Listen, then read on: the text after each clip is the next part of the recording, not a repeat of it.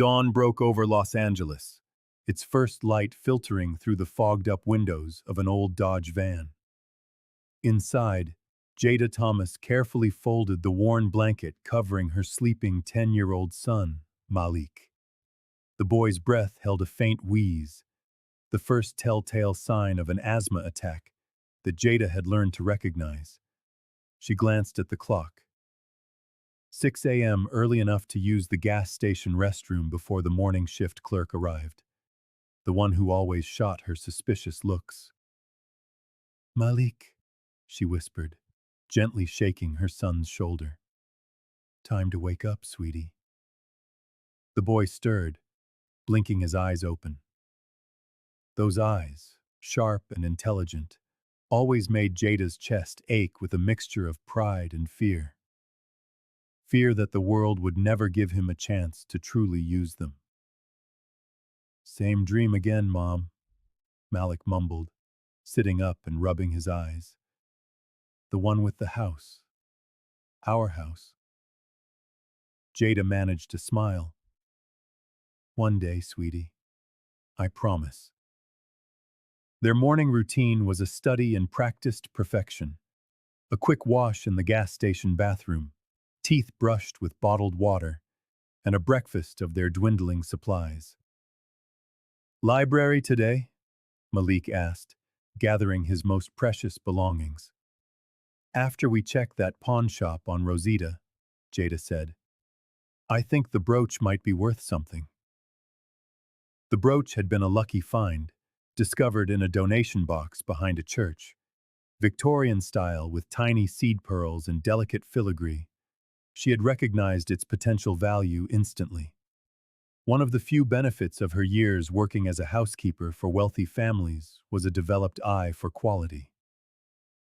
Mrs. Lowry, the owner of the muffler shop where Jada parked the van at night, nodded as they stepped out into the morning light. "Morning, sleepyheads." "Morning, ma'am," Malik replied. "Got something for you," Mrs. Lowry said, reaching into her pocket. She handed Jada a slightly crumpled flyer. "Storage auction today. Thought of you, since you've got an eye for things. Valley View storage units, abandoned or delinquent over 90 days. Jada's eyes scanned the details. Starts at 10. Cash only. Win it and clear it in 48 hours. She'd watched enough of those storage hunter shows, back in better times, to know the drill. "Thank you," Jada told her, carefully folding the flyer and tucking it into her jacket pocket. In the van, Malik flipped through his mother's journal, a worn leather-bound book filled with Jada's elegant script, detailing valuable items she'd encountered during her housekeeping days. "You wrote about a Ming vase worth 30,000, Malik said. "How did you know what it was?" Jada started the van. "The family I worked for had an appraiser come in. I listened. That's how you learn things people don't think you need to know." The pawn shop on Rosita was small but clean, with barred windows and a flickering neon sign. Inside, a middle-aged man with a neatly trimmed beard looked up as the bell over the door chimed. "Good morning," he said, his accent hinting at Middle Eastern roots. "Good morning," Jada replied. She approached the counter and carefully unwrapped the brooch from its tissue paper. The man, his name tag reading Samir, picked up a jeweler's loop and examined the piece. "Victorian," Jada said. "1880s. I think the pearls are real, though small." Samir's eyebrows rose slightly. "You know your jewelry." "I know a little about a lot of things." "You're right. It's late Victorian. Good condition. The setting is silver, not platinum or white gold, which limits the value, but it's authentic." He set the brooch down. "I can offer you $60. Jada had been bracing for 40, hoping for 75. 60 was fair. She nodded. Samir smiled. "You know what? Let's make it 65. As he counted out the bills, he asked, "Any other interesting items to sell?" "Not today," Jada said, accepting the cash. Malik, who had been quietly looking at a display case of pocket watches, joined his mother at the counter. "Is he a smart boy?" Samir asked, nodding toward Malik. "Brilliant," Jada replied. Samir reached under the counter and pulled out a well-used travel chess set. "Do you play?" he asked Malik. Malik's eyes lit up. "Yes, sir. At the library sometimes." "Take it," Samir said, pushing the set toward him. "The board folds. The pieces are magnetic. The previous owner didn't want it back after I loaned him a few dollars on it." Malik looked questioningly at his mother. "That's very kind," Jada said, unaccustomed to generosity without strings attached. "I have 5 grandchildren," Samir explained. "Education is everything. Games that make you think," he tapped the chess set, "are important. Please, it's just collecting dust here." With a nod from Jada, Malik carefully took the set, holding it like a treasure. "Thank you, sir." Outside, Malik clutched his new possession. "Can we go to the storage auction, Mom? Like on the TV shows?" Jada counted their money. 65 from the brooch, plus the 47 they already had. $112. Enough for a week of gas and food, if they were careful. "Or it's a gamble," she said. "But you're good at seeing the value in things," he insisted. "Let's just look." Valley View Storage was a dusty lot surrounded by a chain-link fence topped with razor wire. A crowd of people milled around the entrance, mostly men in their 30s and 40s. Some held flashlights, others notepads or smartphones, all of them wearing the sharp-eyed look of people hunting for profit. Jada parked the van and hesitated, a sudden wave of self-doubt washing over her. She didn't belong here. These were professionals. "Mom?" Malik's voice cut through her uncertainty. She nodded.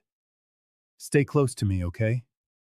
They joined the group just as a heavy-set man in a company polo shirt began explaining the rules. Each unit would be opened. Bidders had 2 minutes to look from the outside. No entering. No touching. Then the bidding would start. Cash only.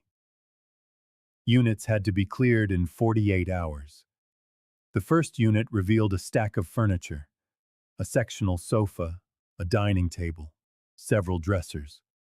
The bidding quickly soared past Jada's means, ending at $950. The second contained boxes labeled kitchen and bedroom, along with a treadmill and several bags of clothes. It went for $775. By the fourth unit, Jada was losing hope. These people knew what they were doing, bidding confidently on units that had obvious resale value. Then came Unit 34. When the door rolled up, several of the bidders actually laughed. The small 5x10 unit seemed to hold little more than trash. Water-damaged boxes, a few mismatched pieces of broken furniture, and a couple of rolled-up rugs. "Looks like somebody's spring cleaning," a burly man near Jada muttered. His name tag identified him as Clyde. But Jada saw something else. The water damage on the boxes was isolated to one side, on the ones stacked against the left wall. The rolled-up rugs showed no sign of mold, and a wooden trunk in the very back was dry and intact. This wasn't a unit abandoned because it was worthless. It was a unit where someone had made selective choices about what to protect. "Opening bid on Unit 34 is $25, the auctioneer announced. A few bidders walked away. Jada stepped forward, peering into the dim space. "Waste of time," Clyde remarked to another bidder. $30? A voice called out. Jada's heart hammered. $45? She said, her voice stronger than she felt. Clyde looked at her in surprise. You want this junk, lady? It's all yours. 45 going once, the auctioneer called. Going twice. Sold for $45 to the lady in the jacket. As Jada finished the paperwork and handed over the cash, a thin woman with nervous eyes approached her. Be careful, the woman said quietly. I'm sorry? Jada looked up. I'm Moira. I work in the office here. The woman glanced around, as if afraid of being overheard. Sometimes units like that, the ones that look worthless, they're not abandoned by accident. Sometimes people try to hide things by making them look worthless. Before Jada could ask what she meant, Moira hurried away, leaving Jada with a padlock key and a receipt for Unit 34. Malik stood before the open unit, his expression a mix of excitement and uncertainty. It looks a little messy. Let's see what we've got before we judge, Jada said. She stepped inside, moving carefully toward the wooden trunk. For the next 2 hours, they methodically sorted through the contents. Much of it was indeed trash, deliberately damaged items, papers soaked beyond recognition. But there were treasures, too. A set of silver flatware wrapped in a tarnished cloth, several vintage jewelry boxes filled with costume pieces, and a stack of hardcover books that had been shielded from the water damage. Mom, look! Malik held up an old Polaroid camera. Think it still works? Maybe. We'll check later. Jada was focused on the trunk. It was locked. A voice from the entrance made them both jump. Find anything good? It was Clyde.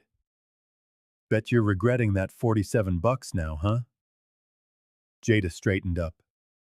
We're doing just fine, thanks. His eyes narrowed, catching sight of the silver flatware Jada had set aside. Maybe not a total bust after all. He sauntered off, calling over his shoulder. 48 hours to clear it out. Clock's ticking. When he was gone, Malik whispered, I don't like him, Mom. Me neither, sweetie. Jada turned back to the trunk, examining the lock. They loaded the most promising finds into the van, the silver, the books, the intact boxes, and drove to a hardware store, where Jada bought a small crowbar with the extra $5 Samir had given her for the brooch. That night, parked in their usual spot behind Mrs. Lowry's shop, Jada worked on the trunk while Malik organized the other finds. Mom, these books are really old, he said, carefully turning the pages of a leather-bound volume. First editions? Jada asked, straining against the lock. I don't think so, but they're still nice. With a final heave, the trunk's lock gave way. Jada sat back, wiping sweat from her brow, then slowly lifted the lid. Inside was a carefully arranged collection. More jewelry boxes, sealed envelopes tied with faded ribbon, an American flag folded into a triangular display case, and newspaper clippings preserved in plastic sleeves. Jada picked up one of the clippings. The headline read, O'Keefe Estate Appraisal Exceeds Expectations. The article, dated 1985, discussed the art collection of one Richard O'Keefe, described as a prominent local art dealer and collector. Who's Richard O'Keefe? Malik asked. I don't know, Jada murmured, setting the clipping aside and picking up one of the jewelry boxes. Inside was a gold locket on a delicate chain. Jada opened it to find a tiny photograph of a young woman with a kind smile and intelligent eyes. The back of the locket was engraved, To Catherine, with all my love. Malik opened another box, revealing a velvet pouch. Mom, look! The pouch contained a key. Not a door key, but a small, ornate key with a numbered tag. Box 891. A safe deposit box, Jada whispered. As they continued their exploration, a story began to emerge. Catherine Hayes had been Richard O'Keefe's personal assistant, and possibly more, based on the intimate tone of several sealed letters they found. She had disappeared in 1984 and, according to another news clipping, been declared legally dead 7 years later. But the most intriguing item was a note, torn from a journal and preserved separately. If something happens to me, the proof is safe. Box 891 contains everything needed to reveal the truth. Richard entrusted his legacy to me, not to Vincent. Vincent has always resented it, and will stop at nothing to claim what he believes is his. I've prepared a failsafe. This unit was paid for 10 years in advance under a pseudonym. If I cannot retrieve these items myself, I pray someone worthy finds them. The note was signed simply with the initials CH and dated August 17, 1984. Malik, Jada breathed, her voice low. I think we've stumbled into something serious. Like a mystery from one of your detective books. Maybe, he replied, his tone unusually somber. But real mysteries can be dangerous. She carefully placed the items back in the trunk. Tomorrow, we need to do some research. That night, as Malik slept soundly in the back of the van, Jada lay staring at the ceiling, the cool weight of the locket clutched in her hand. For the first time in months, a spark of hope ignited within her. It wasn't just for the potential value of what they had found, but for the story unfolding from within that forgotten storage unit.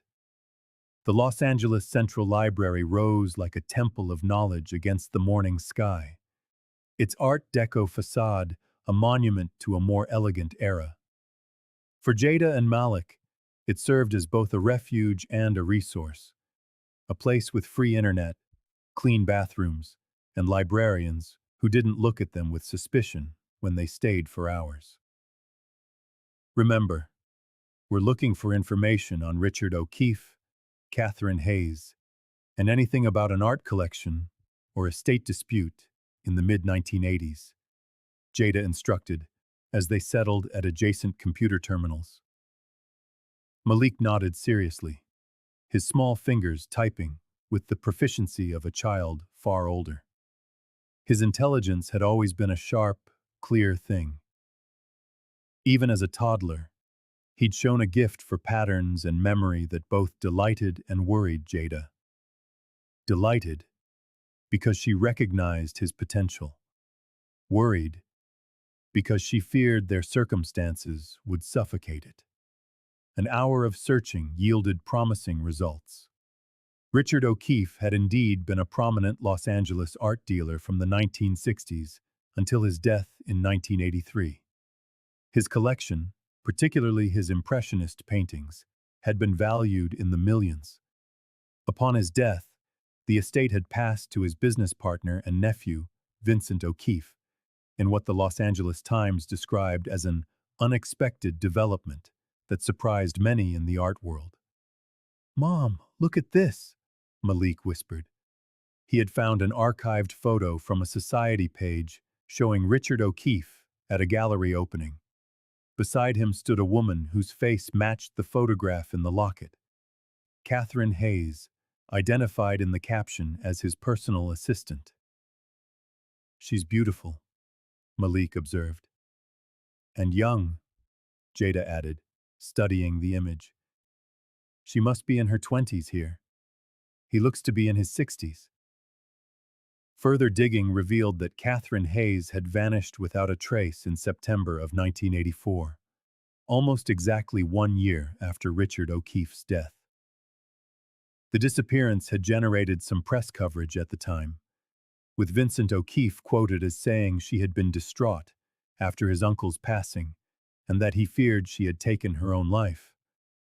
But one article, buried deep in the search results, hinted at something more complex. Written by an investigative journalist named Lenora Hall for the now-defunct LA Examiner, it raised questions about the timing of Hayes's disappearance, just days before a scheduled audit of the O'Keefe Gallery's financial records. The article quoted an anonymous source suggesting Catherine had discovered discrepancies in the gallery's accounts after Richard's death. It ended with an intriguing sentence. Miss Hayes's disappearance may have silenced her, but the questions surrounding the O'Keefe estate remain. "Can we find this Lenora Hall?" Malik asked, his eyes wide. Jada started a new search. "It looks like she's still around. She writes a blog about Los Angeles history and politics." Jada jotted down the contact information. "This might be our best lead." As they gathered their research, Jada noticed Malik's breathing. The slight wheeze had returned, more pronounced than it was that morning. "Your inhaler?" she asked softly. Malik reached into his pocket and produced the blue plastic device, his constant companion. He took 2 puffs, his small chest expanding as he held his breath for the required count. "I'm okay," he said after a moment. "Let's get some lunch," she said, forcing a cheerful tone. They couldn't afford to eat out, but she had packed sandwiches and apples. A picnic in the library courtyard would give Malik some fresh air and a chance to rest. While they ate, Jada's mind raced. The silver flatware could be sold. Zamir would give her a fair price, or she could try another pawn shop for comparison. The books might be worth something to a collector. And then there was the safe deposit box key. "We should contact Miss Hall," Malik said, interrupting her thoughts. "It's not that simple, sweetie. We can't just call a reporter and say we found someone's private belongings in a storage unit." "Why not? Isn't that what reporters do? Investigate things?" "Maybe you're right," she conceded. "Let me think about how to approach her." That afternoon, they returned to the storage unit to continue sorting and packing. Clyde's warning, "You've got 48 hours to clear it out," was a constant pressure. They would need to make several trips in the van, which meant spending precious gas money. As they worked, Malik made an exciting discovery: a false bottom in a damaged dresser drawer. Tucked inside was an envelope filled with old photographs of Catherine Hayes, including one of her standing before a magnificent painting, arm in arm with Richard O'Keefe. "Look how happy they look," Malik observed. On the back of the photo was a handwritten note. "Richard and I with Monet's Camille, 1982. The happiest of birthdays." Another photo showed Catherine alone, standing on the deck of what looked like a beach house, the ocean stretching out behind her. "Malibu Retreat, Summer 1983, was written on the back. "Mom, do you think Mr. O'Keefe and Miss Hayes were in love?" Malik asked with a child's directness. Jada considered the evidence. The inscription on the locket, the intimate photos, the protective way O'Keefe stood beside Catherine in several images. It seems possible. He was much older, but that doesn't mean they couldn't have cared for each other very deeply. By nightfall, they had cleared about half the unit, salvaging what seemed valuable or significant, and reluctantly leaving the rest. The silver, the books, the contents of the trunk, and the photographs were packed carefully into the van. That night, parked behind Mrs. Lowry's auto shop, Jada composed an email to Lenora Hall.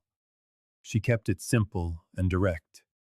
"Ms. Hall, I recently came into possession of some items belonging to Catherine Hayes, the woman who disappeared in 1984 after working for Richard O'Keefe. Your article from that time raised questions about her disappearance and the O'Keefe estate. I believe I have found evidence that may corroborate your suspicions. Would you be willing to meet?" She signed it only with her first name and a temporary email address she'd set up at the library. She sent it from her phone, one of the few luxuries she maintained, a necessity for the occasional house cleaning jobs she still took when they were available. The reply came faster than she expected, just 20 minutes later. Intrigued. Coffee tomorrow? 10 o'clock at Figaro on Vermont. I'll be wearing a red scarf. Jada showed the message to Malik, who was bent over his magnetic chess set, creating complex problems for himself to solve. Are we going? He asked. I'm going, Jada corrected. You're staying with Mrs. Lowry. The kind garage owner occasionally watched Malik when Jada had a cleaning job. Another kindness Jada added to her mental list of debts she hoped to one day repay. But I want to go. I found some of the important clues. His lower lip jutted out in a rare display of childish protest. I know you did, and you're my best detective, Jada soothed. But we don't know this woman, and we don't know how she'll react. If something feels wrong, I need to be able to leave quickly without worrying about you. He sighed. Will you at least tell me everything when you get back? Every single detail, she promised. The next morning, after dropping Malik with a grateful smile at Mrs. Lowry's, Jada drove to the Figaro Cafe. She'd chosen her best outfit: black slacks, a navy blue blouse with no visible signs of wear, and a knit cardigan to hide the frayed cuffs. She spotted Lenora Hall immediately, a sharp-looking woman with silver hair, sitting alone at a corner table with a notebook open before her. Gathering her courage, Jada approached. Ms. Hall? I'm Jada. The older woman looked up, her eyes intelligent and assessing. Please, sit down. I ordered coffee for 2. I hope you don't mind. Jada sat, grateful the woman had chosen a relatively inexpensive cafe. Even so, a $10 coffee was not in her budget. Thank you for meeting me. Your email mentioned Catherine Hayes. That's a name I haven't heard in a very long time. Lenora's voice was rich and measured. You said you found something? Jada took a deep breath and explained everything. The storage auction, the trunk, its contents. She showed Lenora photos on her phone, images of the diary entry, the news clippings, the photographs. Lenora listened without interruption, her focus absolute. When Jada mentioned the safe deposit box key, the journalist let out a low whistle. Box 891, Lenora murmured. Have you tried to access it? Jada shook her head. I don't know which bank it belongs to, and even if I did, I wouldn't have the authority. Very smart, Lenora said, tapping a well-manicured nail against her coffee cup. The tag might indicate First National. That was Richard's preferred bank. She watched Jada intently. Why are you telling me this? What do you want? I want the truth, Jada said, the words feeling solid and real as she spoke them. These belongings tell a story that someone tried to bury. Catherine Hayes disappeared, but her things were carefully preserved. She mattered, even if someone wanted to erase her. She paused, then forced herself to continue. And if there's monetary value in all of this, a reward, or even historical significance that could be profitable, I won't lie to you. I need money. My son and I are living in our van. He has asthma. So yes, if there's a reward, or if some of these items are valuable, I would gratefully accept compensation. But that's not why I contacted you. I contacted you because your article was the only one that questioned the official story. I'll be direct with you, Jada. I've been chasing the O'Keefe story for decades. Vincent O'Keefe is in his 70s now, still running what's left of the gallery, still respected in the art world. But I have always believed that he robbed his uncle blind, both financially and of his rightful legacy, which should have gone to Catherine. There were rumors that Richard had changed his will shortly before he died, leaving Catherine a significant portion of his estate, particularly his personal art collection. But when he died, Vincent produced a will leaving everything to him. Catherine contested it quietly at first, through legal channels. Then she vanished. Do you think Vincent was involved in her disappearance? Jada asked, a chill running down her spine. I think Catherine Hayes found proof of Vincent's embezzlement from the gallery. I think she was preparing to expose him when she disappeared. And I think she was smart enough to leave behind an insurance policy, which may be exactly what you've found. Lenora closed her notebook. I want to help you pursue this, but you need to understand something. The O'Keeffes are powerful, with connections all over this city. If Vincent gets wind of what you've found, he won't hesitate to come after it. And you? Jada asked. Why would he care after all these years? The statute of limitations. It's not just about legal consequences, Lenora interrupted.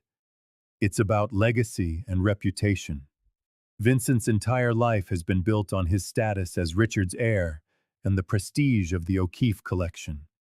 If proof emerges that he stole that position, that he potentially had something to do with Catherine's disappearance, it would destroy him. She leaned forward, her gaze intense. Are you prepared for what that could mean for you and your son? Jada hesitated. The weight of her discovery suddenly felt much heavier. She had been focused on the potential value of the items, on the mystery of Catherine Hayes.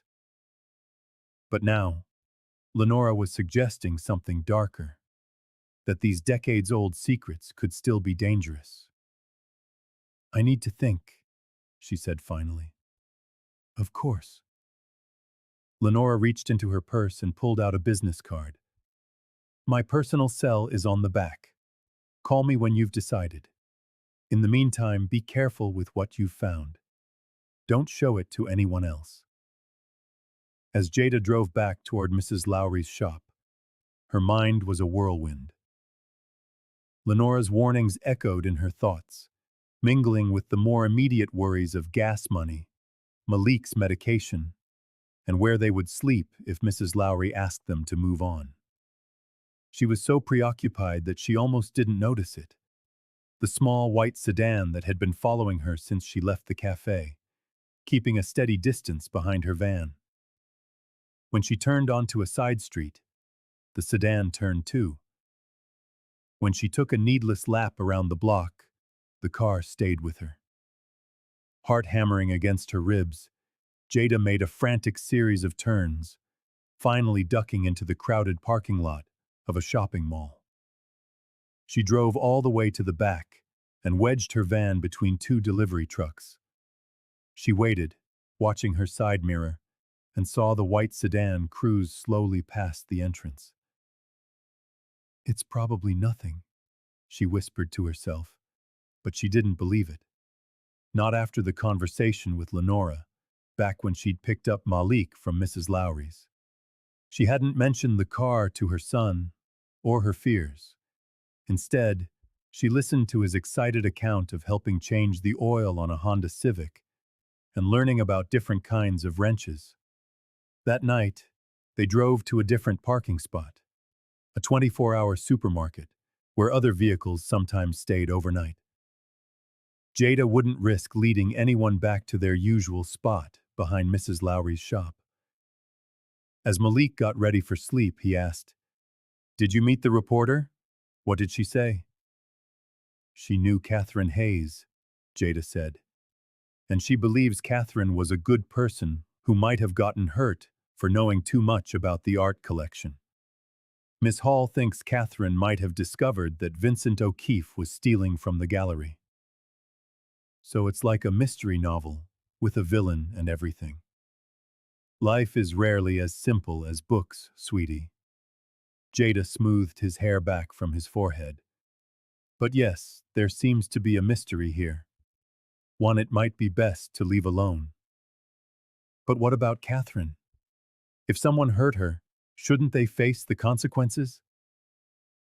Out of the mouths of babes, Jada thought for the second time that day. Her son's moral clarity cut through her own cautious calculations. "You're right," she said softly. "Justice matters, even decades later."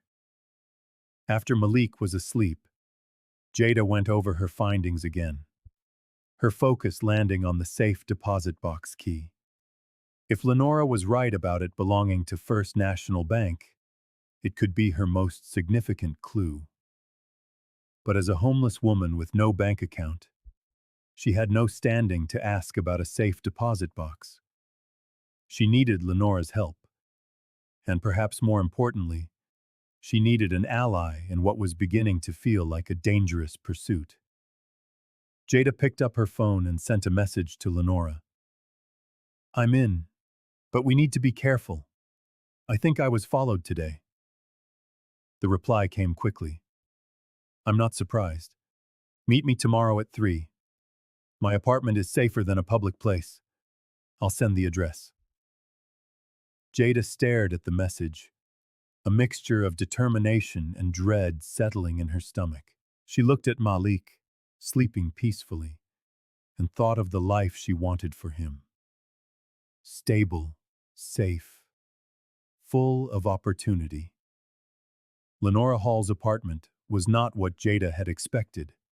Located in a modest building in Los Feliz, it was a 2-bedroom unit overflowing with books, file cabinets, and the mementos of a long journalistic career. "Pardon the mess," Lenora said, clearing stacks of newspapers from the sofa to make room for Jada. "Occupational hazard. I never know when some old research might become relevant again." Malik, whom Jada had reluctantly brought along after Mrs. Lowry mentioned a last-minute doctor's appointment, stared wide-eyed at the organized chaos. "Are you a detective?" he asked.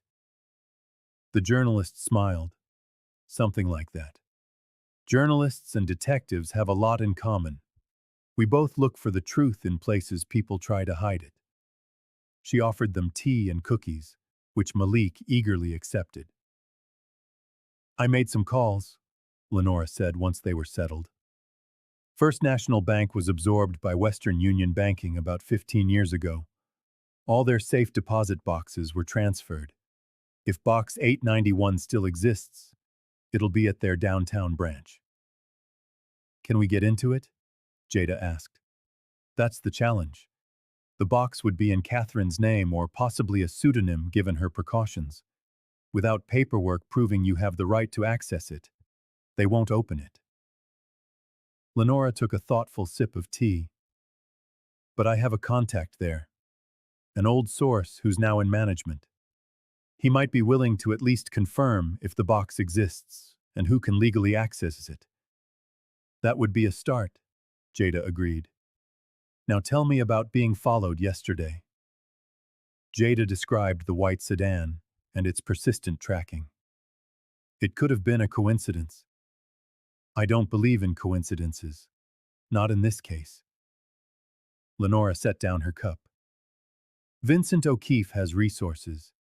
If he somehow learned about your find at the storage unit, perhaps through that auction house regular you mentioned, Clyde, he wouldn't hesitate to put someone on you." Malik, who had been listening silently while munching on a cookie, suddenly spoke up. "Like in spy movies? But how would Mr. O'Keefe know about the storage unit?" "Good question, Malik," Lenora said, turning to Jada. "Did you use a credit card at the auction? Show any ID?" "Cash only, but yes, I had to show my ID for the paperwork. And that woman, Moira, who works there, she seemed to know something about the unit. She said, 'Sometimes people hide things by making them look like they aren't worth finding.'" "Interesting." Lenora jotted something in her notebook. "If Vincent is monitoring any activity related to Catherine or that storage unit, your name could have triggered an alert." "What should we do?" Jada asked, an ever stronger sense of being out of her depth washing over her. First, we document everything you found. I'll take photos, make copies of every document. Then, we'll talk to the bank about Box 891. In the meantime, I'll start quietly digging into Vincent's current situation. His finances, his health, recent activities. Know your enemy. For the next 2 hours, they carefully cataloged every item from the storage unit that Jada had brought. The journal, the photographs, the locket, and most importantly, the safe deposit box key. Lenora photographed everything, created a detailed inventory, and stored digital copies on an encrypted drive. Insurance, she explained. Do you really think someone would try to take them? Malik asked. I think powerful people protect their secrets, young man, which is why truth-tellers have to be just as careful as secret keepers. As evening approached, a growing unease settled over Jada. The weight of what they were chasing, and its potential dangers, became clearer with every passing hour. We should go, she said, gathering her things. It's getting late. Where are you staying tonight? Lenora asked. Jada hesitated. The usual spot behind Mrs. Lowry's might not be safe if they were being watched. The supermarket lot was too exposed. We have options, she said vaguely. My guest room is available. It's small, mostly used for storage, but it has a proper bed. We couldn't impose. It's not an imposition. It's pragmatism. If Vincent O'Keefe has someone watching you, staying with me is safer than any other option you're considering. Her gaze flickered to Malik, who was examining a framed photo of Lenora with a group of reporters. Besides, I have research to do, and it's more efficient if you're here to answer questions as they come up. Jada recognized the offer for what it was. Kindness disguised as practicality to preserve her dignity. Thank you. Just for tonight. As Lenora cleared space in the guest room, Jada's phone buzzed with a text from an unknown number. The items from Unit 34 have significant value. $5,000 cash. No questions asked. Reply if interested. She showed the message to Lenora. They're reaching out. This confirms they know what you found. How did they get my number? If they have resources, it wouldn't be hard. Your phone was probably listed on the storage unit paperwork. Should I answer? Jada asked. Not yet. Let them reveal more first. They've offered a lowball amount. It means they're worried and want this over with quickly. Lenora's strategic mind was already at work. Later that night, after Malik had fallen asleep in the guest bed, Jada sat with Lenora in the living room, sipping tea laced with whiskey. Tell me about you and your son, Lenora said gently. A cascade of bad luck, each one pushing us closer to the edge. I worked as a housekeeper for wealthy families in Bel Air and Brentwood. The pay was good, but there were no benefits. When Malik was diagnosed with asthma, the medical bills started piling up. She paused, remembering the creeping anxiety of that time. Then the pandemic hit. Most of my clients canceled their regular cleaning services. I fell behind on rent. I tried to negotiate with the landlord, but he just shrugged. 3 months later, we were evicted. No family to help? My mother died when I was 20. My father's not in the picture. I have a sister in Atlanta, but she's struggling herself with 3 kids. Jada took a sip of the spiked tea. We stayed in shelters at first, but they're often full.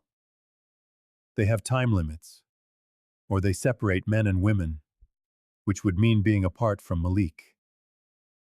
The van was only supposed to be temporary. How long has it been?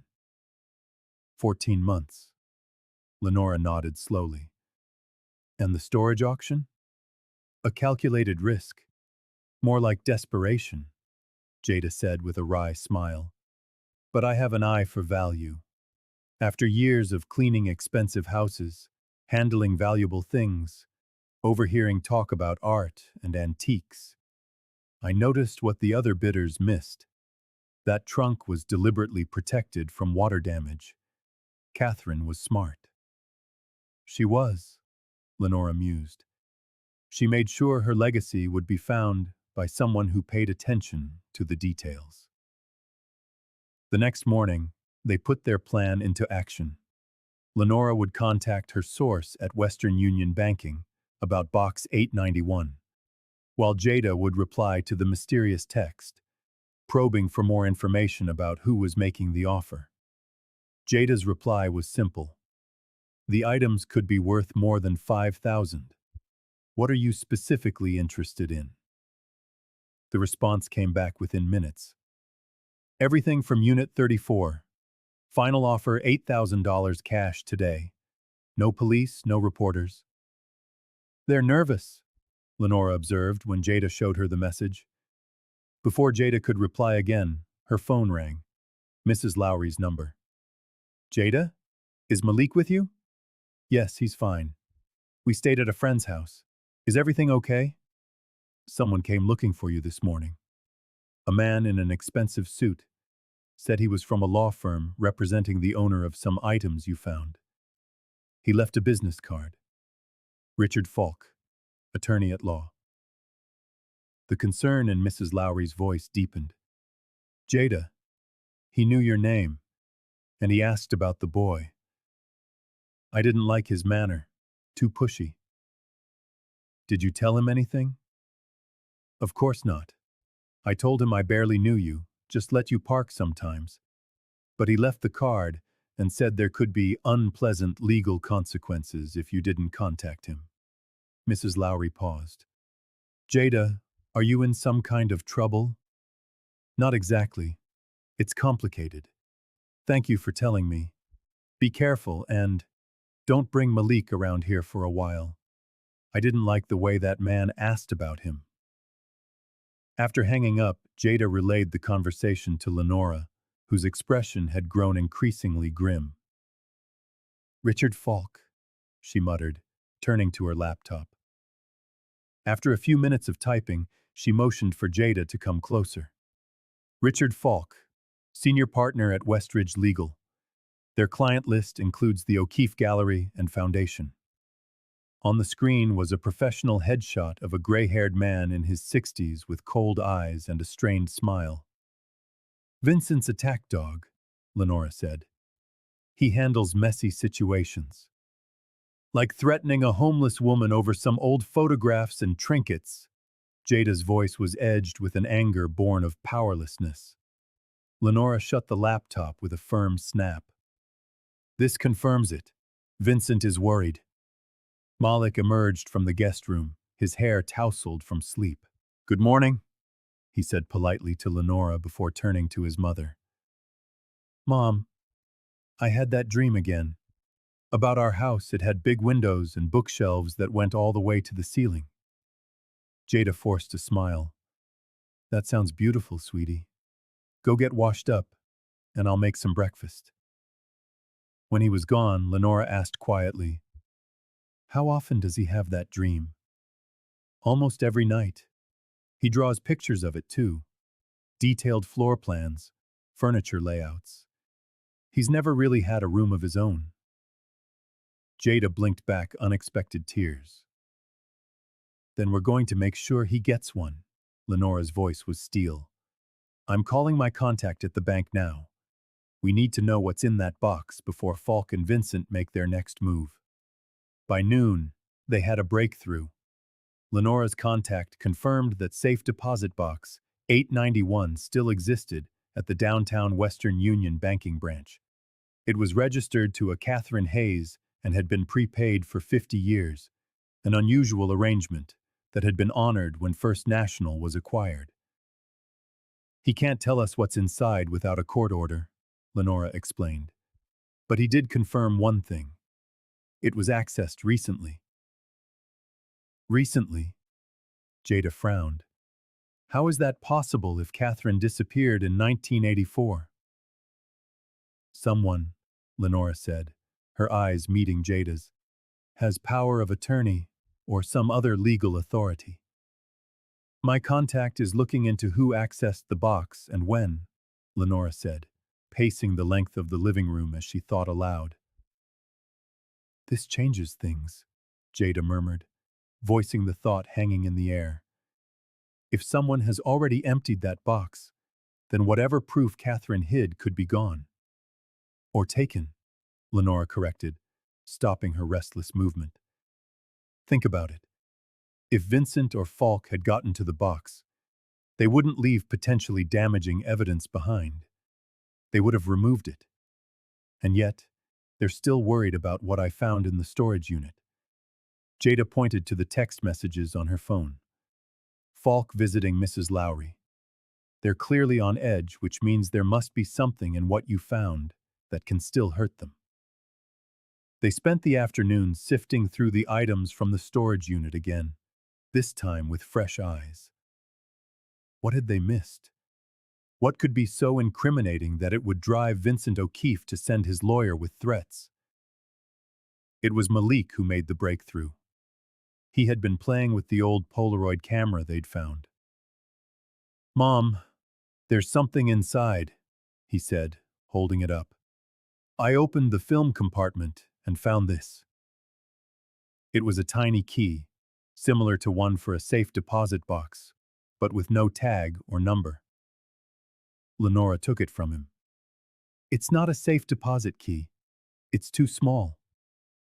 It looks more like a key for a jewelry box, or a small lock, or a diary, Jada suggested, her mind flashing to the torn diary page. Inspired, they began examining every item again, searching for secret compartments or hidden objects. On the back of a tarnished silver picture frame, they found a folded document tucked between the backing and the photograph. A copy of what appeared to be a last will and testament, signed by Richard O'Keefe, just 2 weeks before his death.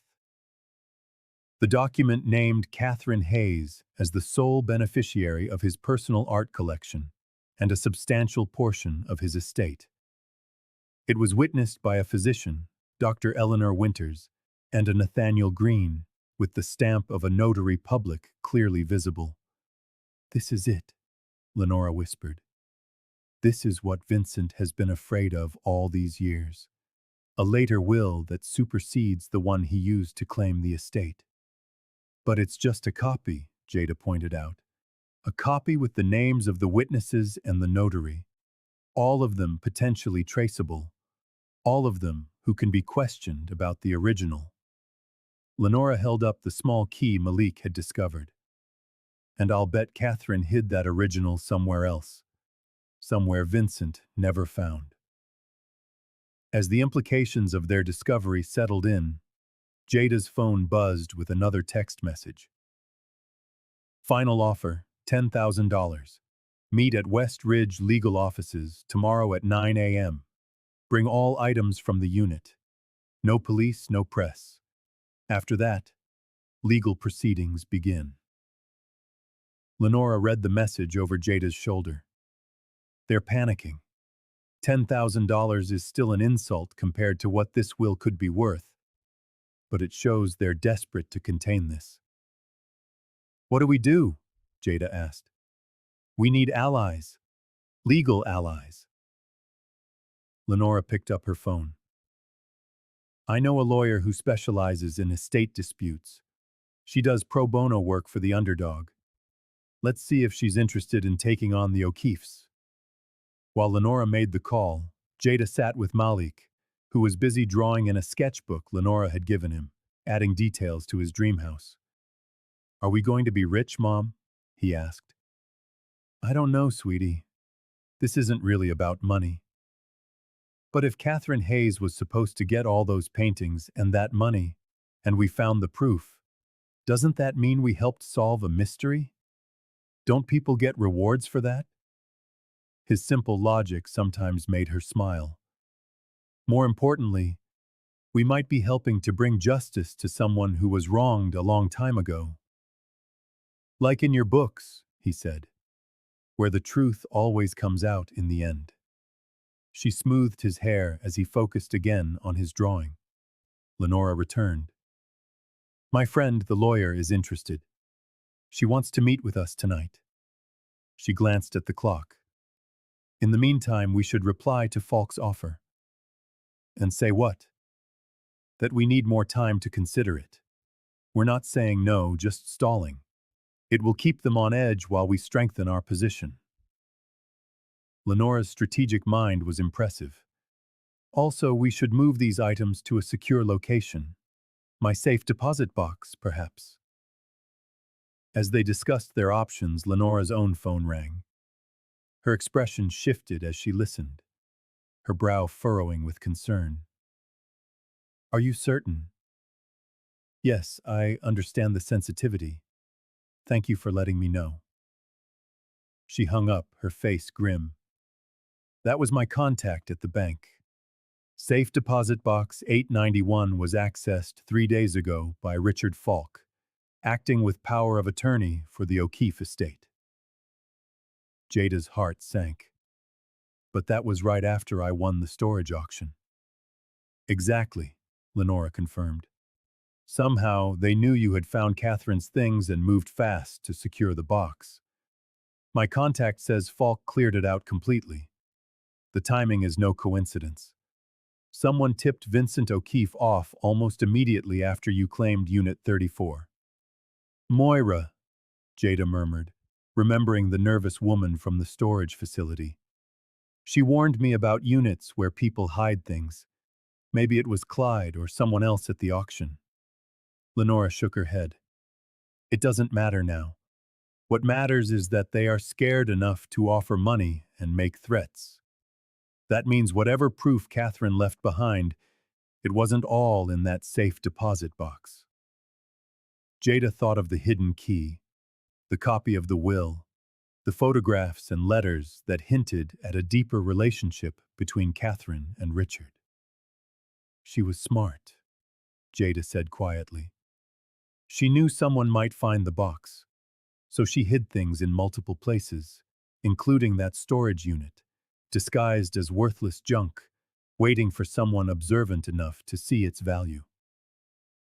Lenora offered Jada a small, approving smile.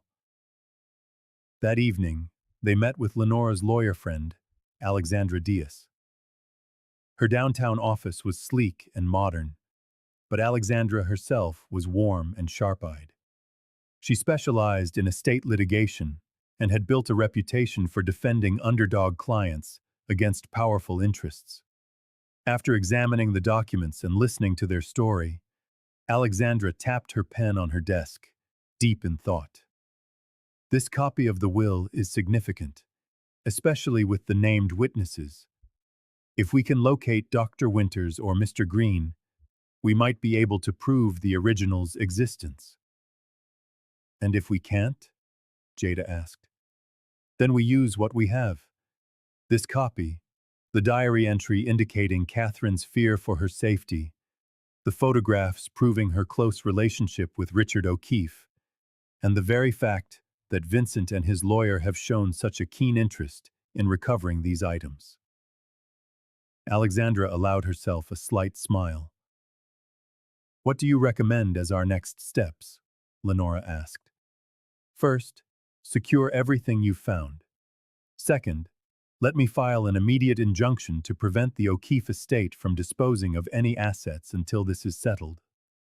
Third, I'll begin the process of legally establishing Jada's right of ownership over the contents of the storage unit. Alexandra turned to Jada. You paid for that unit legally, correct?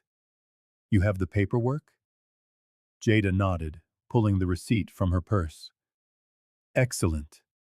That gives us the standing to argue that anything found within is legally yours, including any potential legal claims arising from those items. Alexandra made a note on her legal pad. I suggest you do not respond to Falk's offer or his threats. Let him wonder what we're doing. Leaving Alexandra's office, Lenora seemed energized by the legal strategy. Jada, however, felt the weight of uncertainty.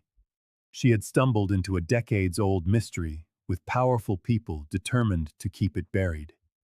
Her life with Malik, already precarious, now faced new and unknown threats.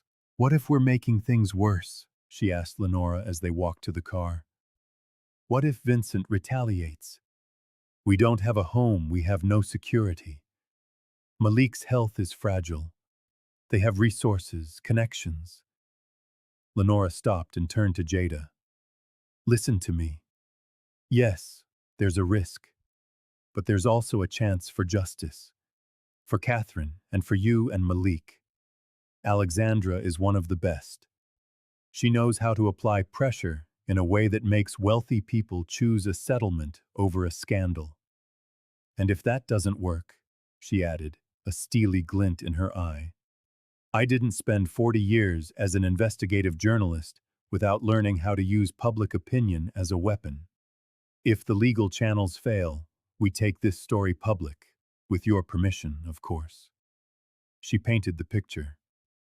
A homeless mother and her asthmatic son uncover evidence of a decades-old inheritance theft by one of the city's elite families. Back at Lenora's apartment, they found Malik asleep on the sofa, a half-finished game of chess on the coffee table. As Jada carefully carried him to the guest room, she noticed a folded piece of paper clutched in his hand. It was another drawing of a house, but this one was titled Mom's Art Gallery, with a stick figure labeled Malik greeting visitors at the door. 3 days passed in a blur of legal preparations and investigative work. Alexandra Diaz had filed an emergency injunction, successfully freezing the O'Keefe estate from selling any assets related to Richard O'Keefe's original collection.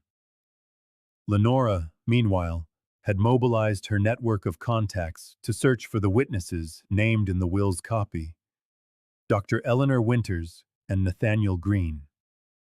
Richard Falk, in the meantime, had escalated from text messages to voicemails, his tone shifting from offers to veiled threats. "Ms. Thomas, this is Richard Falk. My client is prepared to be generous, despite your refusal to communicate. However, I feel obligated to inform you that possession of stolen property is a felony. Furthermore, we have concerns about the living conditions you are providing for your minor son. Child Protective Services takes such matters very seriously." The mention of CPS hit Jada like a physical blow. Her greatest fear was having Malik taken from her because of their circumstances. "It's an empty threat," Alexandra assured her over the phone. "CPS doesn't remove children for homelessness alone, especially not when a parent is clearly providing care and education. He's trying to scare you into compliance." "Well, it's working," Jada admitted. They had moved from Lenora's apartment into a small, extended-stay hotel, paid for by Alexandra. "An investment in my client's security," she had explained, waving off Jada's protests. On the fourth morning, Lenora arrived with news, her eyes bright with excitement. "I found her," she announced. "Dr. Eleanor Winters. She's living in a retirement community in Pasadena. She's 86 years old and sharp as a tack." "And she remembers witnessing the will?" Jada asked, her heart pounding. "Better. She was Richard O'Keefe's personal physician for nearly 20 years. She knows the whole story, including his relationship with Catherine Hayes." "Can she testify?" "Alexandra is drawing up the necessary paperwork as we speak. We're going to see Dr. Winters this afternoon." Lenora looked around the small hotel room. "Where's Malik?" "In the shower. He's still amazed that we have our own private bathroom." Jada managed a weak smile. "Well, let's hope we can make such miracles permanent." Lenora placed her briefcase on the table and pulled out a file. "I've also been digging into Vincent O'Keefe's current situation. The gallery is struggling financially. Several major pieces from Richard's original collection have been sold off over the last decade, supposedly to keep the business afloat.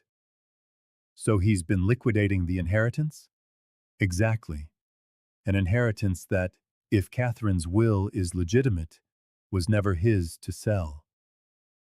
Lenora's expression was grim. If this case goes public, it wouldn't just be embarrassing for Vincent. It could trigger investigations into those sales, potentially leading to fraud charges. No wonder he's desperate to silence us. She showed Jada a recent article from an art industry publication. The O'Keeffe Gallery is hosting a major exhibition next month, the Legacy Collection, featuring the remaining centerpiece works from Richard's original acquisitions. It's being billed as Vincent's crowning achievement, preserving his uncle's vision. While he secretly sells it off, piece by piece, Jada finished, and actively suppresses evidence that it was all meant for Catherine Hayes in the first place. Lenora nodded. Just then, Malik emerged from the bathroom, his hair damp. "Ms. Lenora, did you bring more books?" Since learning of his voracious reading habit, Lenora had taken to bringing books for Malik from her own collection. Age-appropriate mysteries and adventures. Something even better. Lenora smiled, pulling a slim volume from her bag. This is a catalog from one of Richard O'Keeffe's first gallery shows back in 1965. I thought you might like to see the kind of art he collected. Malik took the catalog with reverence, immediately sitting cross-legged on the floor to examine it. "Mom, look! It says there are paintings worth millions of dollars in here." "That's right," Lenora said gently. "Paintings that were supposed to go to someone named Catherine Hayes, the lady who disappeared. Did the bad man make her disappear because he wanted her paintings?" "We don't know for sure what happened to her, sweetie," Jada said. "But that's what we're trying to find out. It's why we're going to see a doctor this afternoon who knew both Catherine and Richard," Lenora added. "Can I come?" Malik asked, looking up from the catalog. Jada hesitated, but Lenora gave a slight nod. "I think it would be good for Dr. Winters to meet you both. She was close to Richard and Catherine. I think she'd want to see who is fighting for them now. This is personal for her, not just a legal testimony." Dr. Ella Lennar Winters received them in her private apartment, a space filled with books, medical journals, and, surprisingly, modern art. "You must be Lenora Hall," Dr. Winters said. Though elderly, she carried herself with the confidence of someone accustomed to commanding respect. "Thank you for seeing us, Doctor," Lenora replied. "This is Jada Thomas and her son Malik. They're the ones who discovered Catherine's storage unit." Dr. Winters studied Jada carefully before smiling. "Catherine would have liked you. I think she had a keen eye for character." Her gaze shifted to Malik, a bright young man as well. "Please sit. I've asked for tea." Once they were settled with tea and biscuits, Dr. Winters got straight to the point. "So you've found proof of Richard's revised will?" she asked. "A copy," Jada clarified, "in a picture frame from Catherine's unit. Catherine was a smart girl, always thinking ahead." She took a sip of tea before continuing. "I should start at the beginning. I was Richard O'Keeffe's physician from 1965 until his death in 1983. I watched his gallery grow from a modest space into one of the most respected collections on the West Coast. And Catherine Hayes—" Dr. Winters paused, gathering her thoughts. "Catherine came into the picture in 1978. She applied for a position as Richard's assistant at just 26, but with a remarkable knowledge of art for someone so young. She had studied art history, but couldn't afford to finish her degree." Dr. Winters smiled at the memory. Richard was taken with her immediately. Not just for her knowledge, but for her passion, her integrity. Were they romantically involved? Jada asked. Dr. Winters shook her head. Not in the way you're thinking. Richard was 40 years her senior. He came to love her, certainly, as a father loves a daughter, as a mentor loves a particularly gifted protege. And she adored him. Their bond was profound, but not romantic. Nevertheless, he changed his will to leave his collection to her. Why? Lenora asked. Because she understood. Richard's nephew, Vincent, saw the art only as assets, valuable pieces to be bought and sold. Catherine saw them, as Richard did, as expressions of human creativity, as pieces of history. Dr. Winters set her teacup down with emphasis. 2 months before he died, Richard discovered that Vincent had been selling off pieces from the gallery and pocketing the profits. Embezzlement, Lenora murmured. Exactly. Richard was furious. He confronted Vincent, threatened to prosecute, and disinherit him completely. But in the end, his health was failing, and a public scandal would have tarnished the gallery's reputation. Dr. Winters sighed. So instead, he changed his will. The gallery business would go to Vincent, but the personal collection, the heart of what Richard had built, would go to Catherine, with the understanding that she would preserve it as Richard intended. And you witnessed this revised will? Lenora asked. I did, along with Nathaniel Green, Richard's accountant. It was properly notarized, completely legal. Dr. Winters' expression hardened. After Richard died, Catherine told me Vincent had produced a different, earlier will, leaving everything to him. She was challenging it legally, quietly, to avoid a scandal. Then she disappeared. Did you suspect foul play? Jada asked. I had no proof. The police found no evidence of a crime. And Vincent's story, that Catherine was distraught, possibly suicidal, was plausible to those who didn't know her well. She looked directly at Jada. But Catherine Hayes was not suicidal. She was determined to honor Richard's wishes, and she was afraid. Afraid of Vincent. She never said so explicitly, but in the weeks before she vanished, she grew increasingly cautious. She told me she had insurance, proof of Vincent's embezzlement, copies of the true will, letters from Richard expressing his intentions. Dr. Winters glanced at Malik, who was listening intently. She hid this insurance in places no one would think to look, like a treasure hunt, she said. The storage unit, Jada murmured. Apparently so, though I never knew exactly where she kept things. It was safer for both of us that way. Dr. Winters reached into a small drawer in the table beside her and withdrew an envelope. What I did keep was this: a letter Catherine gave me for safekeeping, to be opened only if something happened to her. When she disappeared, I almost came forward. But then, I received a visit from Richard Falk, much like the one you described, Mrs. Thomas. Veiled threats, references to my medical license, my reputation. I was nearing retirement, with no family to support me. I'm not proud of it, but I stayed silent. She handed the envelope to Lenora. But now, at 86, what more can they do to me? My conscience won't let me stay silent any longer. Inside the envelope was a handwritten letter from Catherine Hayes, dated September 2nd, 1984, just days before she disappeared. Dear Dr. Winters, if you are reading this, something has happened to me. Vincent's threats have escalated since I filed the legal challenge to the fraudulent will. I fear for my safety, but I cannot abandon Richard's wishes. Proof of Vincent's embezzlement is secured in several locations. The original will is in safe deposit box 891 at First National.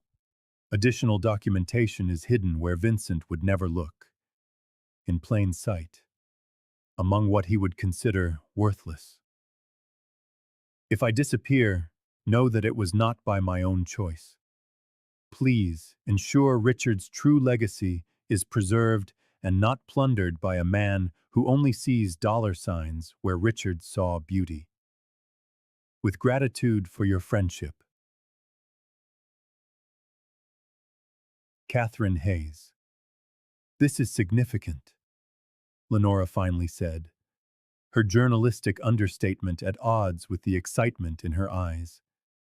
With your testimony and this letter, we can establish Catherine's state of mind before she disappeared, directly contradicting Vincent's suicide narrative. I am prepared to testify. It's long overdue, Dr. Winters stated firmly. The letter mentions Box 891, Jada pointed out. But Falk emptied it 3 days ago, which suggests they found the original will, Lenora said grimly. And likely destroyed it, Dr. Winters added. Vincent would never allow such proof to exist if he could help it. But he can't destroy everything. Malik spoke up suddenly. All 3 women turned to look at him, surprised. Ms. Catherine said she hid things in several places. We found some, but maybe there's more. Like a treasure hunt with many clues. Dr. Winters smiled at the boy. You are a very perceptive young man. Jada's memory sparked. The small key, the one Malik found inside the Polaroid camera. It must open something else. Something we haven't found yet. Or something still at the storage unit, Lenora suggested. You said you couldn't clear everything out in time. Jada nodded. We focused on what looked valuable or significant. There was still some furniture, damaged boxes. We should go back, Malik said. But that wasn't possible. The 48-hour deadline to empty the unit was long past. Valley View Storage would have reclaimed it by now, possibly already auctioned it again, or cleared it for a new tenant. I'll call them, Lenora decided. Maybe we can arrange to inspect what's left. I'll explain it's related to a legal case if I have to. As they prepared to leave, Dr. Winters took Jada's hand. Catherine fought for what was right, despite the risks. You're doing the same for your son and for her memory. Richard would have admired your courage. I'm just trying to follow the clues, Jada replied. It's all any of us can do. Back at the hotel, Lenora made calls while Jada helped Malik with his schoolwork. Despite their nomadic lifestyle, she managed to homeschool him using library resources and online programs, determined not to let him fall behind academically, even if their living situation was unstable. Valley View Storage still has the remaining items from Unit 34, Lenora announced after she finished her calls. It was scheduled for disposal tomorrow, but I convinced them to hold everything for 24 hours. We can go first thing in the morning to search for whatever that key might open. And I spoke with Alexandra, she continued. She's arranging to take Dr. Winters' official deposition tomorrow afternoon. With the doctor's testimony and Catherine's letter, we have enough to move forward with a formal challenge to Vincent's ownership of the art collection. Will it be enough? Jada asked. It significantly strengthens our position. And Alexandra has another angle, too. She's filing for a court order to examine the O'Keeffe Gallery's financial records for the last 40 years. If we can prove Vincent has been selling off pieces that should have gone to Catherine, he'd be facing not just civil penalties, but possible criminal charges. Exactly, Lenora confirmed. The threat of that exposure might be enough to force a settlement. She paused. Speaking of exposure, I've drafted a preliminary article on the case. If legal pressure doesn't work, we can consider taking the story public, Jada finished. I have contacts at several major papers. Let's hold that as a last resort. They agreed on a plan. First, the storage unit. Then Dr. Winter's deposition. Then, the legal filing.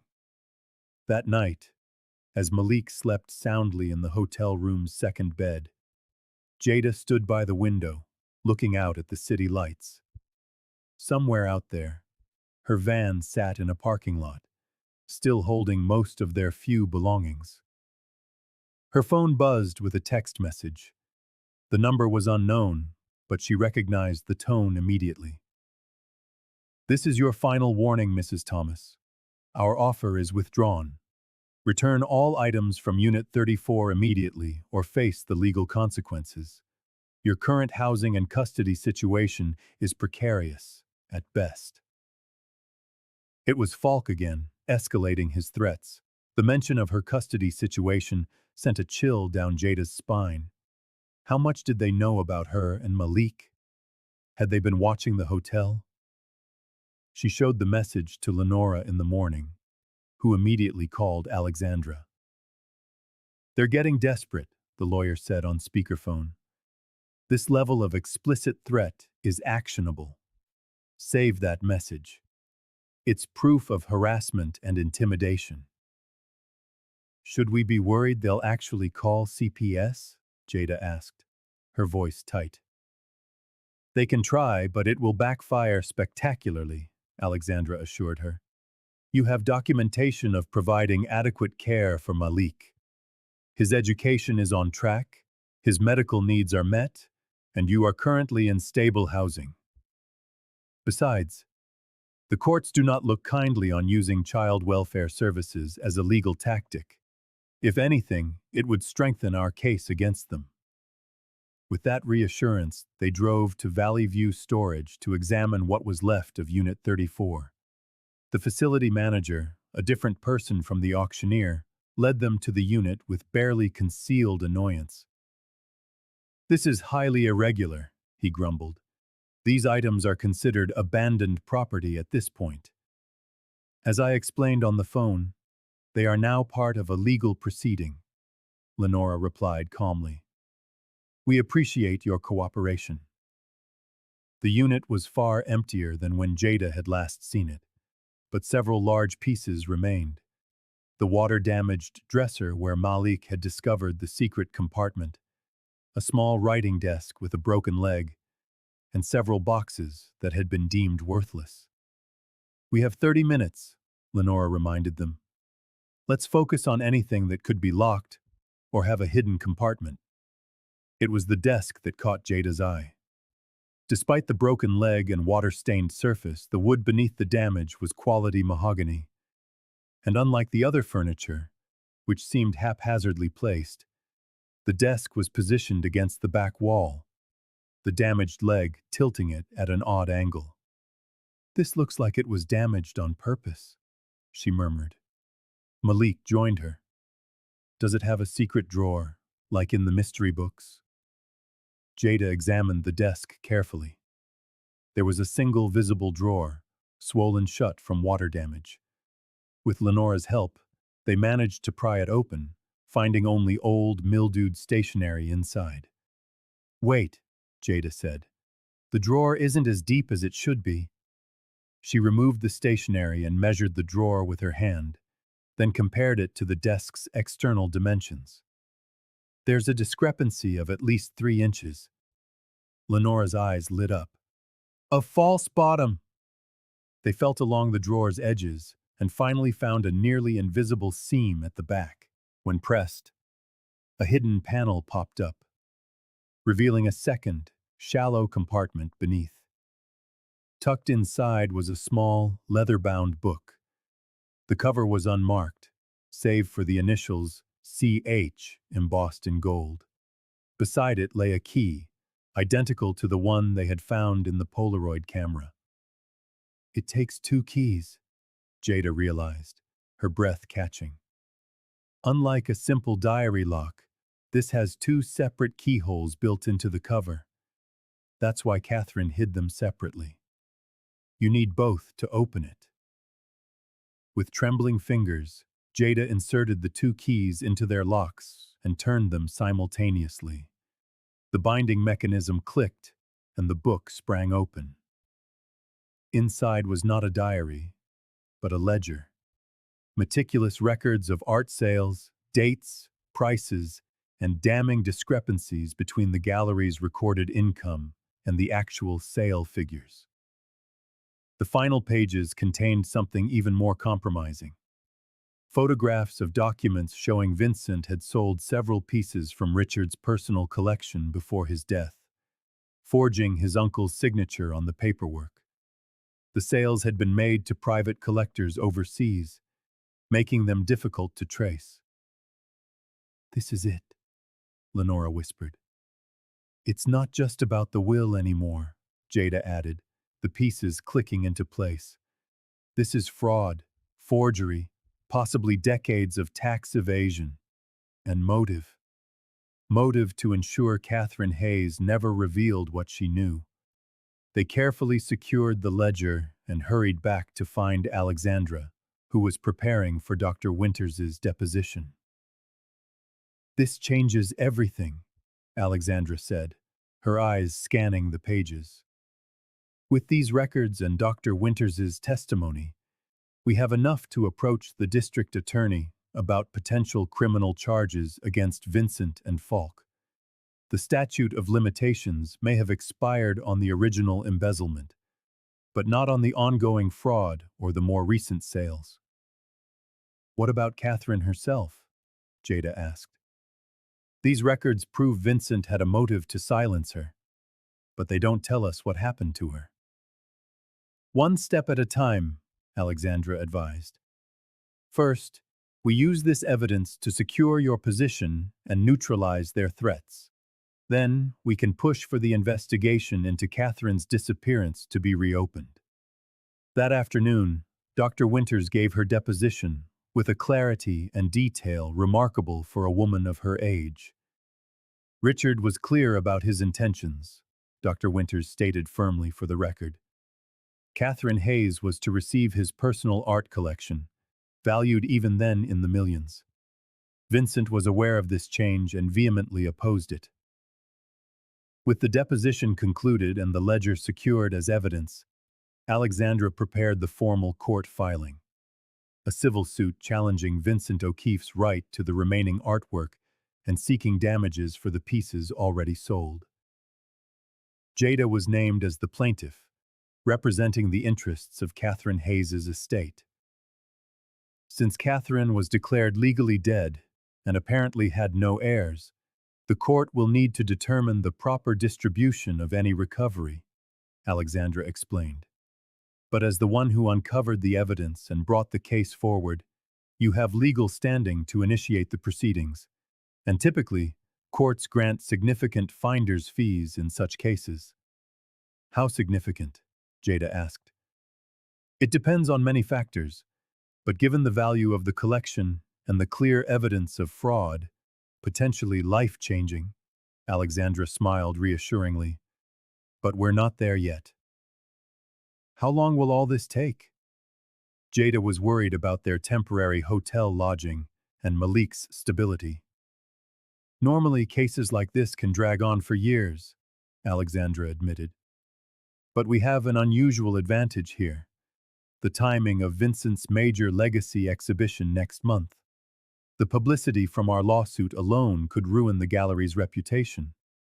I suspect they'll want to settle this, quickly and quietly." That evening, as Lenora and Alexandra finalized the court documents, Jada sat with Malik in their hotel room, helping him with a science lesson about the solar system. Despite the whirlwind of legal developments, she was determined to maintain some normalcy for him. "Mom," he said thoughtfully, "if we get money from this case, can we buy a real house? With my own room and bookshelves?" "I hope so, sweetie," she answered, her voice thick with emotion. "And maybe we can help other people who live in vans, like Mrs. Lowry helped us?" "That's a wonderful idea," she managed to say, pulling him close. "We will absolutely do that." Later, after Malik was asleep, Jada looked again at the photographs of Catherine Hayes. the young woman with intelligent eyes and a kind smile, whose life had been cut short for standing up for what was right. The day of the preliminary hearing arrived. As Alexandra had predicted, news of the lawsuit had spread like wildfire through the Los Angeles art community, with several publications questioning the provenance and rightful ownership of the pieces slated for the upcoming Legacy exhibition. Vincent O'Keefe responded through his lawyer with predictable outrage, denying all allegations and threatening a countersuit for defamation. But significantly, the personal threats against Jada, the references to her housing situation, and Malik's custody had ceased the moment Alexandra filed the suit with its substantial evidence. Inside the courtroom, Jada saw Vincent O'Keefe for the first time. He was a thin, austere man in his 70s, impeccably dressed in a bespoke suit that seemed to hang on his skeletal frame. Beside him sat Richard Falk. Vincent's gaze landed on Jada, a calculated mixture of contempt and appraisal. Jada met his stare, refusing to be intimidated. Judge Eleanor Martinez called the court to order. Unlike the dramatic courtroom scenes on television, the preliminary hearing was procedural and brief. Both sides presented the broad strokes of their arguments, with Alexandra eloquently summarizing the evidence they had gathered. Your Honor, we have documentary proof that Vincent O'Keefe systematically embezzled funds from the gallery prior to his uncle's death, that Richard O'Keefe altered his will specifically to prevent further theft, and that after Catherine Hayes vanished under suspicious circumstances, Vincent proceeded to sell pieces from the collection that were never legally his. Folk countered with arguments about the statute of limitations, questioned the authenticity of the evidence, and emphasized Vincent's 40 years of faithful stewardship of the O'Keefe legacy. Judge Martinez listened impassively, occasionally asking clarifying questions. Finally, she spoke. I find there are sufficient grounds for this case to proceed. The discovery phase will begin immediately, with the O'Keefe Gallery's financial records from 1980 to the present to be provided to the plaintiff's counsel within 30 days. Furthermore, I am issuing a temporary injunction preventing the sale or transfer of any artwork from Richard O'Keefe's original collection, pending the outcome of this case. That went as well as we could have possibly hoped, Alexandra said, as soon as they were outside. The injunction is crucial. It stops Vincent from liquidating or hiding assets while the case moves forward. What happens now? Jada asked. Now the real work begins. Discovery, depositions, financial forensics. Alexandra glanced at her watch. I have a meeting with a forensic accountant who specializes in art fraud cases. We'll need an expert analysis of Catherine's ledger and Vincent's gallery records. As Alexandra left, Lenora turned to Jada with a smile. This calls for a celebration. Lunch is on me. They chose a casual cafe near the courthouse where Malik marveled at a fancy sandwich, and Jada allowed herself to relax for the first time in days. Vincent looked worried, Lenora observed. That injunction is a serious blow, especially with the exhibition so close. His reputation in the art world is already taking a hit from the publicity. Good, Malik said firmly, surprising them both. He was mean to Catherine and he tried to scare us. Jada smoothed his hair. You're right, sweetie. But remember what we talked about. We're looking for justice, not revenge. Is there a difference? He asked. Justice fixes what's broken, Jada said softly. Revenge just breaks something else in return. Lenora nodded. Wise words. And speaking of justice, I got an interesting call this morning from an old contact at the police department. They're officially re-examining the Catherine Hayes cold case in light of our evidence. After all this time, can they really find out what happened to her? Jada asked. It's possible. Cold cases have been solved with less, Lenora said, then hesitated. But we should prepare ourselves for difficult answers. The evidence strongly suggests that Vincent, or someone acting on his behalf, may have been involved in her disappearance. As they were finishing lunch, Jada's phone rang. It was Alexandra with unexpected news. Vincent wants to meet, the lawyer said. Not in court, not with lawyers present. He's asking for a private conversation with you. Why would I agree to that? Jada asked. You shouldn't, and you won't. At least not alone. But this suggests he's nervous, possibly looking for a way out that doesn't involve full legal discovery. I told folk that any meeting would have to include me, but he insisted Vincent wants to speak to you personally. Alexandra paused. The decision is yours, but if you're willing, this could be an opportunity to gauge just how desperate he is. After a discussion with Alexandra and Lenora, a compromise was reached. Vincent would meet Jada at Alexandra's office, with the lawyer present, but not actively participating unless legal issues arose. The meeting was set for 4 o'clock that same day, leaving Jada little time to mentally prepare for confronting the man who had threatened her family and may have caused Catherine Hayes' disappearance. Remember, you have the power in this situation, Alexandra coached her. Vincent is the one facing potential financial ruin and criminal charges. You have nothing to lose and everything to gain. Vincent O'Keefe arrived precisely on time, and notably without folk. Miss Thomas, he greeted Jada, his voice smooth. Thank you for agreeing to see me. Mr. O'Keefe, Jada replied evenly. Vincent glanced at Alexandra. I was hoping for a more private conversation. That isn't possible, Jada said firmly. Anything you have to say to me, you can say in front of my attorney. Very well. I'll be direct. This lawsuit, if it proceeds, will destroy everything I have built over 40 years. The gallery, my reputation, my legacy. Even if I ultimately prevail, the damage from the publicity will be irreparable. I'm aware of that, Jada said. I am prepared to offer a quiet, but generous, settlement. He named a figure that made Alexandra sit up straighter in her chair. $1 million to be paid immediately in exchange for all the evidence from the storage unit and a signed non-disclosure agreement. And what about Catherine? Jada asked quietly. What happened to her? I had nothing to do with Catherine Hayes' disappearance, regardless of what you believe that ledger suggests. I never wished her harm. But you took what was rightfully hers. You erased her from her uncle's legacy. I protected the collection, he countered, his voice rising slightly. Catherine was young, inexperienced in the art world despite her training. She would have sold pieces to fund her idealistic notions. The collection would have been scattered, lost. Instead, you've been selling it off, piece by piece, for decades, Jada pointed out.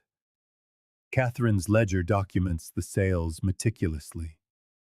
I sold only what was necessary to keep the gallery operational, to preserve the core collection, to honor Richard's vision.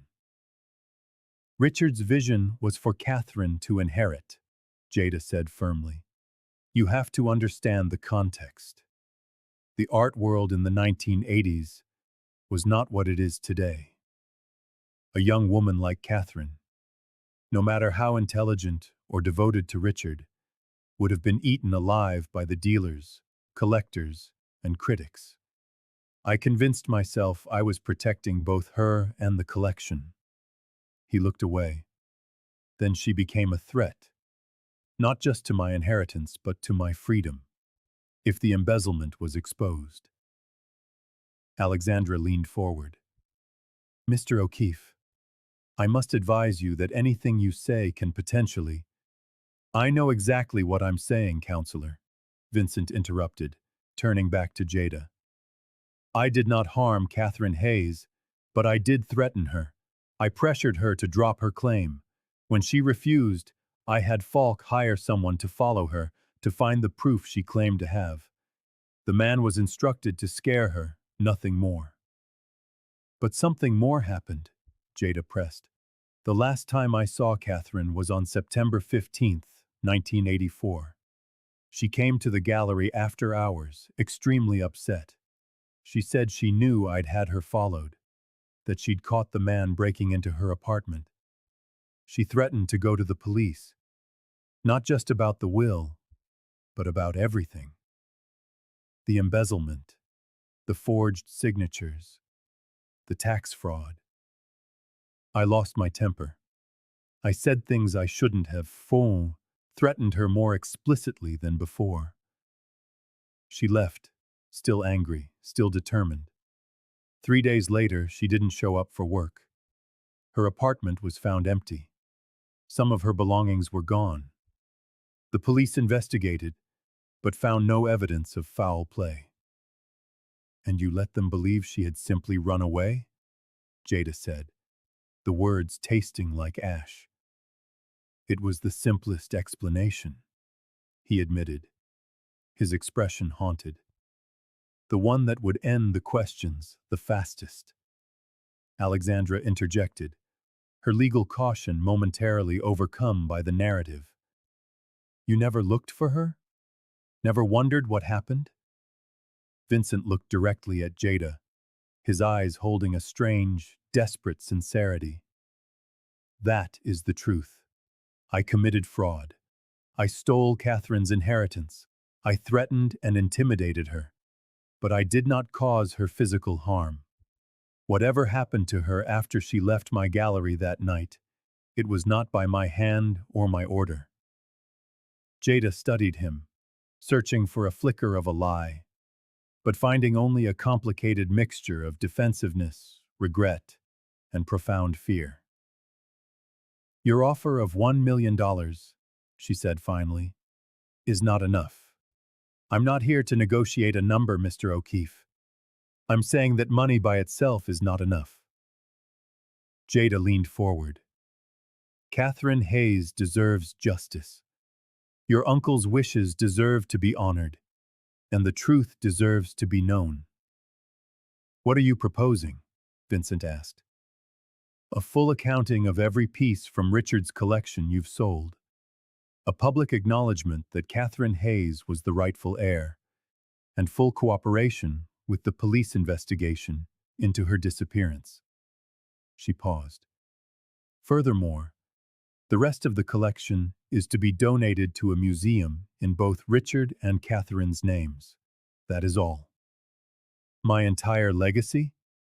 To begin with, it was never your legacy to claim, Jada reminded him. In return, Alexandra will inform the district attorney that you've cooperated fully. We won't press for criminal charges beyond what the law requires, given your age and your cooperation. Jada glanced at her lawyer, who nodded in confirmation. You can still take credit for finally doing the right thing, after all these years. There will be a financial settlement for you and your son. A position as trustee of the museum collection, with a reasonable stipend. And yes, a commission for the recovery of the evidence, to be determined by standard legal protocols. Jada's voice softened. I don't want to destroy you, Mr. O'Keefe. I just want justice for Catherine, and security for my son. After another long silence, Vincent gave a slow nod, a gesture of defeat, but perhaps also of relief. I'll need time to consult with Falk and review the details. Of course, Alexandra interjected, her tone smooth and professional once more. I can have a draft of the terms drawn up by morning, but I must advise you, Mr. O'Keefe, our evidence is substantial. If you choose to fight this instead of settling, the consequences will likely be far more severe than what Mrs. Thomas is proposing. I understand. You'll have my answer tomorrow. He turned to leave, then paused, his eyes on Jada. You remind me of her, you know. Catherine. Not in looks, but in spirit. After he'd gone, Alexandra turned to Jada, her admiration undisguised. That was masterfully handled. You offered him a way to save face while getting us everything we want. Will he take it? Jada asked. I believe so. He's old, he's tired, and he's now facing the collapse of everything he's built. Your offer gives him a chance to reframe the narrative, not as an exposed thief, but as an old man making amends. Alexandra gathered her notes. Besides, the alternative is financial ruin and potential criminal charges. Vincent may be proud, but he isn't stupid. In the conference room, Lenora had been keeping Malik entertained with chess and stories. The boy jumped to his feet as Jada entered. Mom, did the bad man tell you where Catherine is?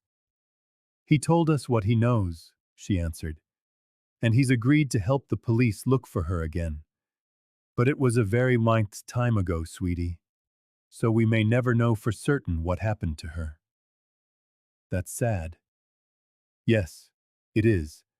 But the important thing is that now, everyone will know who she really was and what was supposed to be hers.